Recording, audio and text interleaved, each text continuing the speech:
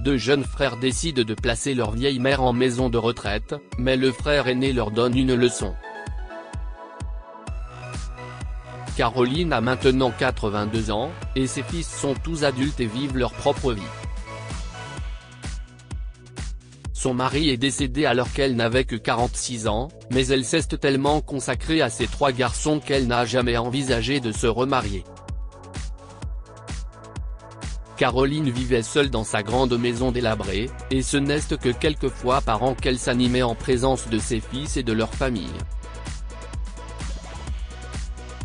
Maintenant, ses fils ont téléphoné pour dire qu'ils lui rendaient visite seule, et Caroline se demandait de quoi il s'agissait. Ils sont arrivés ensemble tard un vendredi après-midi et Caroline leur avait préparé un dîner improvisé. Tous leurs plats préférés, et même une tarte aux pommes avec des noix de pécan pour son plus jeune fils, Roi.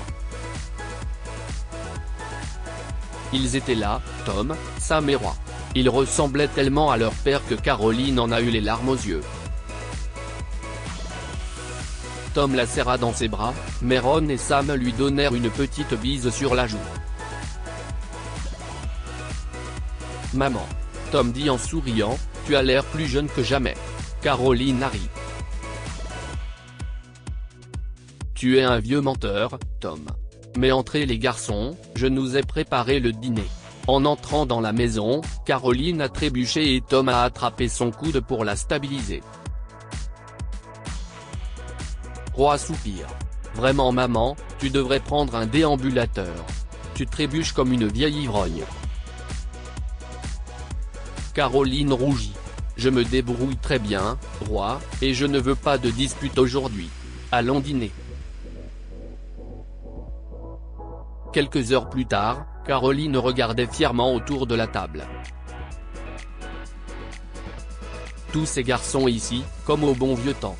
Alors, Sammy, a-t-elle demandé, comment s'est passé ce travail que tu as fait à Tampa? Maman, tu m'as déjà demandé ça, il n'y a même pas 20 minutes. Dit Sam sèchement. Oh, je suis désolé Sammy.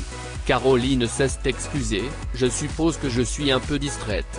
Pour cacher sa blessure et son embarras, elle s'est levée et a commencé à débarrasser la table. Immédiatement, Tom est à ses côtés pour l'aider. Le téléphone de Caroline a sonné et elle l'a décroché, mais elle a accidentellement refusé l'appel au lieu d'y répondre. Oh non! S'écrie-t-elle. Maintenant, qu'est-ce que je fais? Elle se tourne vers Roi. Hein, peux-tu me montrer comment voir qui a appelé? Roi regarda sa mère avec mépris. Pour l'amour de Dieu, maman. Nous t'avons montré comment fonctionne ce téléphone une douzaine de fois. Tu ne peux rien faire correctement? Tom s'interpose et prend doucement le téléphone des mains de Caroline. Regarde ici, maman, dit-il. Si est ici que tu appuies et que tu glisses. Il est écrit que c'était Gina Moretti. Si tu veux la rappeler, appuie ici. Caroline est entrée dans la pièce voisine pour appeler son ami et Tom a regardé ses frères avec dégoût. Vous semblez avoir oublié vos bonnes manières. A-t-il dit. Allez Tom, a dit Roi. Cette femme peut à peine marcher ou faire fonctionner un téléphone, et vous voulez qu'elle continue à vivre seule? Elle est clairement incompétente, a dit Sam. Elle se répète constamment, honnêtement Tom, elle serait mieux dans un foyer. Tom a secoué la tête. Venez avec moi, dit-il à ses frères. Il les a conduits dans la vieille salle familiale et a glissé une vieille cassette dans le magnétoscope. Je veux que vous voyiez qui est cette femme là-dedans, et ce qu'elle a fait pour vous. Des images illuminent l'écran de télévision. On y voyait Caroline, paraissant incroyablement jeune et riant joliment alors qu'elle servait des parts de gâteau au chocolat à des dizaines d'enfants lors d'une fête d'anniversaire. Puis Caroline tenait les mains d'un petit garçon. Allez, chérie, tu peux le faire. Marche, encore un pas. Si est ça s'écrie Caroline alors que le garçon marche tout seul. Bien sûr, quelques secondes plus tard, il est tombé, mais Caroline était là, mettant ses bras autour de lui, le serrant fort dans ses bras. Si moi. Murmure Roy. Dans un autre segment, Caroline était visiblement occupée à préparer le dîner, et un garçon d'environ 5 ans traînait autour d'elle. Mais maman, pourquoi le ciel est bleu ? Lire aussi, elle n'éteint pas son téléphone après un appel à son père, histoire d'abonner. Si est-il l'oxygène et les gaz de l'atmosphère qui le font paraître bleu, répondit-elle. Mais pourquoi est-il bleu ? Insiste le garçon. Eh bien, dit Caroline, je ne sais pas vraiment pourquoi si est bleu et pas jaune, mais pourquoi ne pas regarder après le dîner, d'accord ? Elle est retournée à ses casseroles tandis que le garçon scandait à tue-tête, bleu, bleu, bleu. Pendant ce temps, Sam dit doucement, si est moi. Elle était si patiente. Tom a éteint le magnétoscope.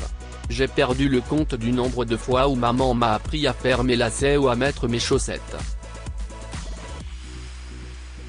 Cette femme là-dedans que vous avez si maltraitée est une héroïne.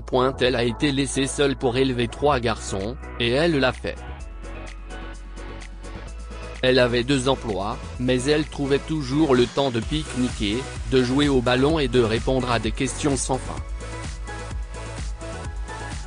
Si est la personne la plus compétente et la plus travailleuse que j'ai jamais connue et vous voulez l'envoyer dans une sorte de garderie pour personnes âgées ?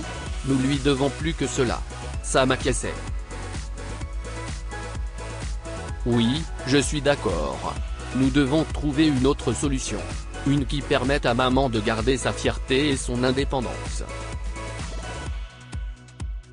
Vous avez raison les gars, a dit Roy. Mais je m'inquiète toujours du fait qu'elle soit seule. Comme vous le savez, Dina et moi avons divorcé il y a 3 ans, dit Tom. Et les enfants sont tous à l'université, donc je pense que je vais retourner à la maison avec maman. Mon entreprise est 100% en ligne et je peux la faire de n'importe où. À ce moment-là, Caroline est revenue après avoir raccroché l'appel avec son ami et a été surprise lorsque Roy, Sam et Tom ont tous soudainement décidé qu'ils devaient l'embrasser en même temps.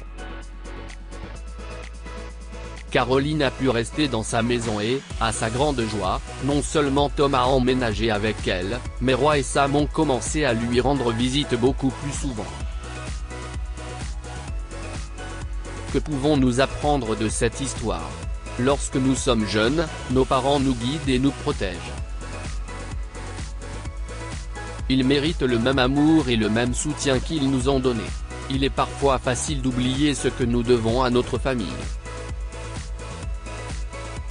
Sam et Roy avaient oublié combien leur mère avait travaillé dur pour les élever, et combien elle avait été aimante et patiente. Partagez cette histoire avec vos amis. Elle pourrait égayer leur journée et les inspirer. Une femme détestée de sa famille. Si vous avez aimé cette histoire, vous serez peut-être touché par celle d'une famille déchirée. Une jeune femme élève l'enfant de sa sœur, mais récolte de la haine. Retour sur l'histoire de cette jeune femme détestée par ses propres parents malgré tous ses efforts. Cette histoire est inspirée par l'histoire d'un de nos lecteurs et écrite par un rédacteur professionnel. Toute ressemblance avec de véritables noms ou lieux est une pure coïncidence. Toutes les images sont utilisées uniquement à des fins d'illustration. Partagez votre histoire avec nous. Elle changera peut-être la vie de quelqu'un. Si vous souhaitez partager votre histoire, envoyez-nous un mail à info@amomama.com. Abonnez-vous à Amomama sur Google News.